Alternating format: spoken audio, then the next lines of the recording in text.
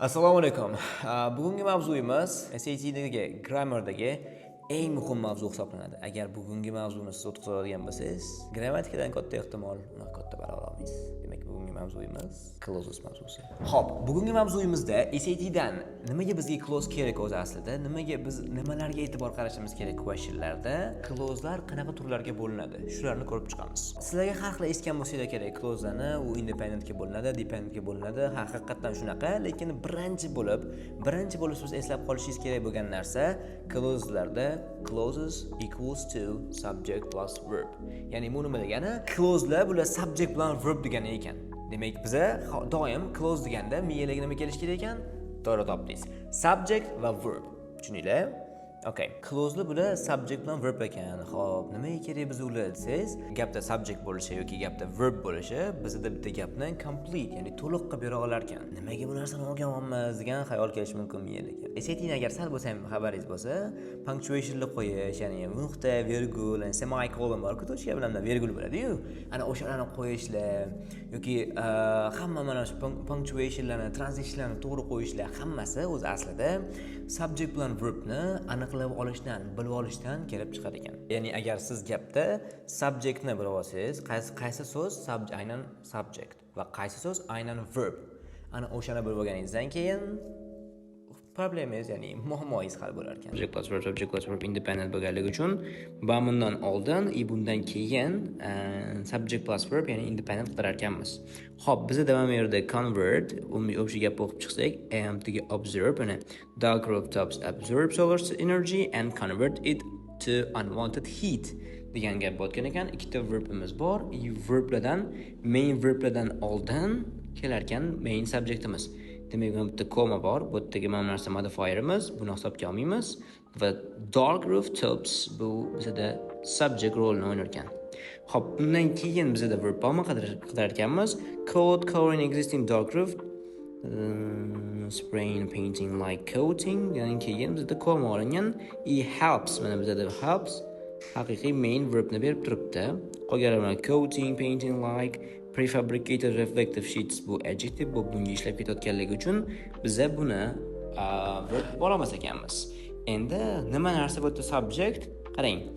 Adding, mana bu yerga biz agar hozir adding degan so'zni qo'shib ketdik. Adding light colored covering to existing dark roof degan so'zimiz umumiy mana shu phrasimiz, ya'ni subject bo'lib ketyapti. Adding colored covering to existing dark roof helps combat this effect bo'lib bizga ikkinchi independentni beryapti. O'shaning uchun biz C javob tanlaymiz. Ko'rganingizdek, agar biz subject nimaligini yoki verb nimaligini bilmasak, biz college board tomonidan qo'yilgan triklar, ya'ni hiylalarga aldanishimiz mumkin. O'rtaga modifierlar, relative clause'lar har xil bir bolalar tiqlashiydi-yu, to'g'rimi? Ana o'sha narsa bilan biz nima qiladi? Try to fool us, ya'ni bizani aldavoqchi, sizni qo'ymoqchi bo'ladi deydi-yu. Shunaqa. Endi ikkinchi gapimiz because she was hungry. Because she was hungry. O'zi kela olyaptimi bu gap? Yo'q, o'zi kela olmayapti, ko'rasiz-a? Demak, bu gapimiz dependent, ya'ni o'zi kela olmaydigan clause'larga dependent clause'lar deyilar ekan. Endi videoni shu joyda to'xtatib turasiz. Nima narsalar gapni dependent qilib qo'yadi? Qanaqa qilib biz dependentni, ya'ni dependentligini bilamiz? Shu savol sizga. Qani javob berib ko'ringchi?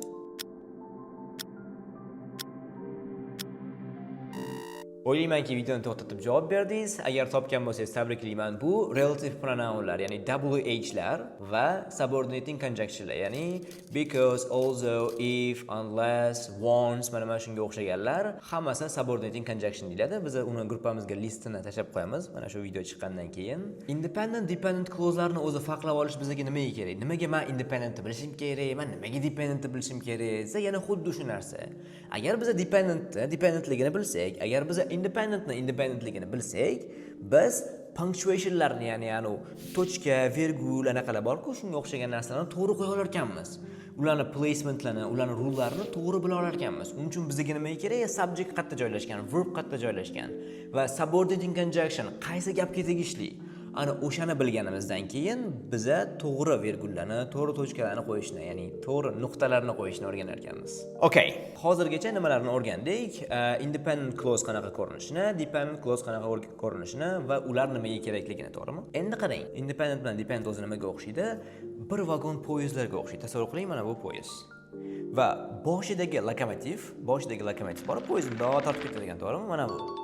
Mana shu narsa mana bu qolgan vagonlarsiz harakatlana oladimi? Albatta harakatlana oladi. Lekin sal bo'shroq, qanaqadir bo'm-bo'sh bo'lib qoladi, to'g'rimi? Endigi savol, mana bu vagonlar, mana bu lokomotivsiz harakatlana oladimi? Yo'q. Endigida mana bu vagonlar, bular dependent, ya'ni mana bu independentsiz harakat qila olmaydi, ya'ni gapda kela olmaydi. Bu lokomotiv independent, mana bu vagonlarsiz, ya'ni mana bu independentlarsiz bemalol gapda harakatlana oladi, ya'ni gap bo'lib kela oladi. Okay. Xo'p, endi dependentlar o'zi nechiga bo'linadi?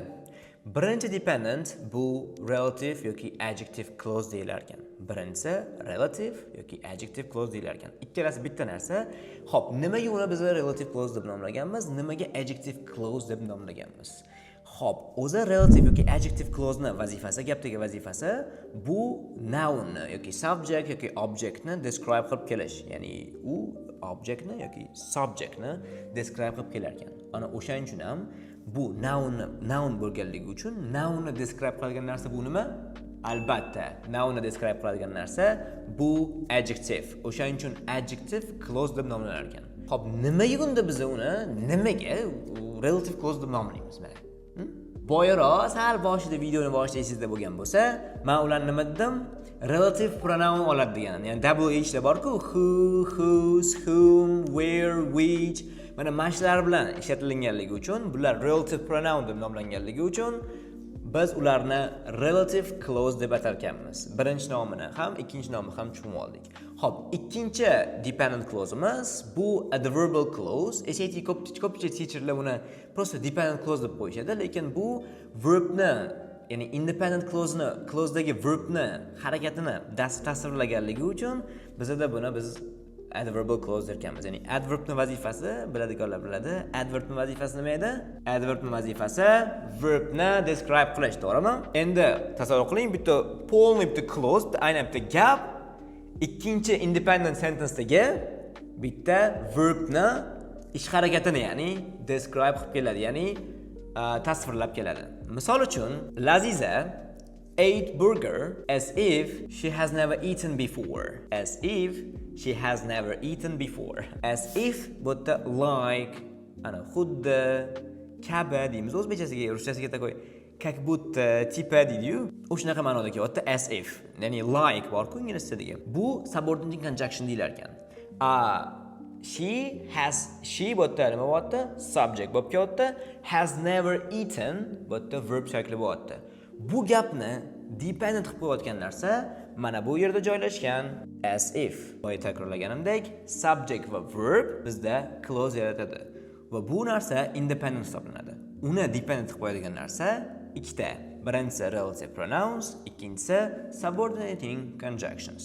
Xo'p, endi sizlar bilan birga bir ikkita misollar ishlab ko'ramiz, bir ikkita misollarni ko'rib ko'ramiz. Ketdik. Xo'p, mana ko'rib turamiz. Mana 3-savolga qaraymiz. Mana mashqda ko'rsataman, nimaga bizga subject plus verb, ya'ni clauses mavzusi o'zi muhim. Qarang, in New York, in preposition bilan boshlanayotganligi uchun prepositional phrase deymiz buni. Bizga bu joy muhim emas hozir. Endi biz nimani topishimiz kerak? Subject bilan verbni. Birinchi bu verbni topib bo'lganimiz osonroq bizga. Is bu yerda verb sifatida kelyapti. Endi uni subjectini qidiramiz. Uni subjectda ko'pincha main verblarni subjecti o'zidan oldin keladi. Shuni ham bitta tip sifatida bilib olsanglar bo'ladi. Xo'p, the train system bu gapimizda demak subject sifatida kelayotgan ekan. Train system subject sifatida kelyapti. Xo'p, subject plus verb. Xo'p, bu independent clause. Independent clause sifatida qarar ekanmiz bunga. Keyingi gapimiz transition. So, keyingi gapimizda transition bor, ya'ni however, food bu yerda subject sifatida kelyapti. Endi uni verbini qidiramiz. Bu yerda uni verbi is. Uni gapida ham bizda subject plus verb bor. Subject plus verb bu yana bitta independent. Xo'p. Endi independent bilan independentni bilib olsak, biz bemalol bu yerda qanaqa punctuation ishlatsak bo'ladi, nima qilsak bo'ladi, ana o'shani to'g'ri qo'yishni o'rganamiz. Ya'ni siz independentdan farqlay olsangiz, gapda independent bo'lyaptimi, dependent bo'lyaptimi bilsangiz, bemalol to'g'ri keladigan, ya'ni eng to'g'ri keladigan punctuationni qo'ya olasiz. Bu yerda biz tochka qo'yamiz. Okay, 7-savolga qaraymiz. 7-savolda Jimmy hid in the dumpster when Mr. Trump, his boss, walked by. Unfortunately, Mr. Trump had to throw something away and saw him crouching there, forcing Jimmy to confess that actually leave it there. So, hop, bu gapni ko'rib olamiz endi. Birinchi bo'lib verbni topib olamiz. Hid. But verb sifatida kelyapti. Jimmy is a subject. Good. Hop, endi gapni nima dependent qilib yuborardi bizda? Gapni nima dependent qilib yuborardi? Topinglar qani? Mana bu yerda berib qo'yganmiz-ku. Boya WH dedim. WH nima edi? Mana bu yerda bormi? When bizda WH sifatida kelyapti. Ko'rib turganingizdek. Demak, bizda bu relative pronoun gapni dependent qiladi. Mr. Trump. Hozir oxir paytda lekin Mrs. Trumpli qilyaptilar, uni mayli. Subject his boss bu Trumpga bo'lgan description. Walked by verb sifatida kelyapti. Xo'p, biza endi mana shu sentence'ni, ya'ni mana shu sentence'ni hozir sizlarga sal tartibliroq ko'rsatib beraman. Shu sentence dependentmi, independentmi? Shunga to'xtatib javob berib ko'ring. O'ylaymanki, to'xtatib javob berdingiz. Bu dependent clause, chunki boya aytganimdek, relative pronoun, ya'ni relative pronounimiz gapni, ya'ni clause-ni dependent qilib oladi. Subjectimiz bu yerda Mr. Trump and walked by uni verb sifatida kelyapti. Ya'ni mana shu narsa bizda gapni dependent qilib olyapti. Xo'p, endi dependent, birinchi gap esa independent edi. Independent bilan dependentni farqlashni o'rganyapmiz. Endi biz xohlasa o'rtasiga to'g'ri kelgan, ya'ni eng to'g'ri keladigan punctuationni qo'ysak bo'ladi. Hali gap tugamadi. Unfortunately bizda bu transition sifatida ishlaydi. Hop, Mr. Trump had to throw. Had to throw degani bu verb. Sifatida kelyapti. Mr. Trump bu subject. Subject plus verb bu independent. Something away and so bu yerda ikkinchi verb. Uni oldida subjectimiz yo'q, ya'ni anddan boshqa subject yo'q. Hop, okay. Forcing Jimmy to confess that he actually leave it there. Hop, that yana bitta tip aytgancha that bor-ku. WH-larni qatoriga kiradi, ya'ni bu ham relative pronounlar qatoriga kiradi. WH bilan boshlanmasa ham, ya'ni yagona WH bilan boshlanmaydigan relative pronounlarni ichiga kiradi bu narsa. Exception bilib oling o'zingiz uchun. Bu whichga takoy whoga anaqada alternative deydi, shunaqa narsa bu. Forcing bu ing bilan boshlanyapti. Forcing Jimmy to confess. To confess bu infinitive, verb bo'la olmaydi. Forcing ham gerund, bu ham verb bo'la olmaydi. Jimmy agar subject sifatida qaraydigan bo'lsak ham, he actually that bo'layotgandek relative pronoun va mana bu yerda bizda he bor, actually leave it plus verb bo'lyapti. Relative pronoun bo'lganligi uchun he subject bo'lgani bilan nima bo'ladi bu gapimiz? Dependent bo'ladi. Sal tushunarsizroq bo'lgan bo'lsa, endi yana bir boshqadan sizlarga explain qilib beraman, xohlasanglar. Yana boshqa gapimizni ko'rib o'qamiz. So, 10-gapimizdan qarab o'qamiz. Hop, 10-gapimizga bitta e'tibor berib ko'ramiz. Hop, playing them day and night. Okay, playing starts with verb ing doesn't mean it is verb. Ya'ni bu verbligini bildirmaydi. Bu verb ing bo'lgan taqdirda ham, ya'ni gerund phrases deydi ko'pchilik yoki participle phrase bilinadi bu narsa. Ya'ni mana shu qatorimiz bizda hech qanaqa yoki dependent yoki independent clause ham bo'lmaydi. Bu joyimiz phrase sifatida qaraladi. Shown and his video games, but bizda subjectimiz, ikkita subjectimiz bor, ya'ni bu combined subject deyiladi. Hop, subject va uni verbi ha, mana shu were bu yerda verbi bo'lyapti bular ikkita subjectimiz ana. However bizda transition once. Boya nima dedim? Yana nima depend qilib qo'yadi gapni degandim? Nima degandim o'sha payt? Subordinating conjunctions. Subordinating conjunctions nima qilib qo'yadi gapni? Albatta dependent qilib qo'yadi. He bizda nima bo'lyapti? Subject bo'lyapti, got verb. Xo'p, bu subject plus verbimiz bo'lgani bilan independent deya olamizmi? Yo'q, chunki hozir aytib turgandek bizda subordinating conjunction bor gapni dependent qilib qo'yadigan. Endi birinchi bu gapimiz bizda everything changed. Xo'p, virgulimiz bor. Everything bu yerda subject, changed bizda verb bo'ldi. Yaxshi.